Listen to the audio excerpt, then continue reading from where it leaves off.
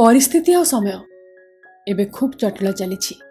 Corona महामारी कहला परी आम ओठरू हसली भाई नहीं। जी भी जो सिचुएशन अच्छी से सेठी विरक्त पिलाठू वृद्ध चारि कांथ मध्य सभी आबद्ध हेले किछि लोक ये पांडामिक को निजर धंदा बनी सारे।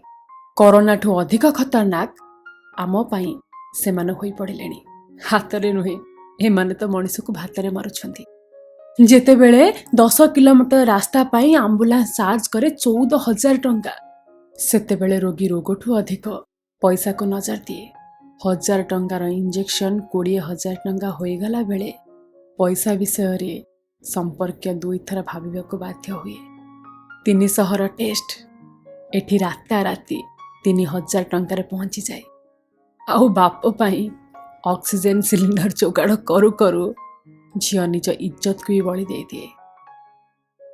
एक कथा काहाको कहिबो के एवं हजारर बिल लक्ष लक्ष रे देखाई जानी सुनी साधारण जनता को एठी लूट करा जाए। मनीष तो एमितिरे मरीजीव, कोरोना बाता को मारिबो कौन? हेले बड़ दुखद विषय एसबू जिनिस आम गवर्नमेंट आखिरे पड़ेनी। उत्तम स्वास्थ्य आमर भी आवश्यक, एक कहीं के जानी ये सरकार बुझेनी। वर्तमान सिचुएशन को आखि आगे रखी एसबुरे को उचित पदक्षेप सरकार नेबा निहाती आवश्यक। कम से कम मेडिकल फैसिलिटी तो लोकों को फ्री रे देवा जरूरी, भल भावरे, ना कि रास्ता कड़र अलिया आवर्जना परी व्यवहार करी। स्वास्थ्य सेवा आमर भी मौलिक अधिकार हेबा दरकार। लोक सुस्थ रहिले तो सबकिछि ठीक चलिबो।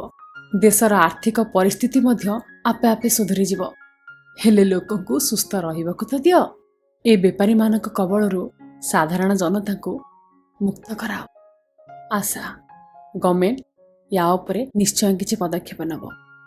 बंचिबार अधिकार आम समस्तंकर अछि, तेणु प्लीज बेपारी नुहे निज मानविकता को बंचाओ।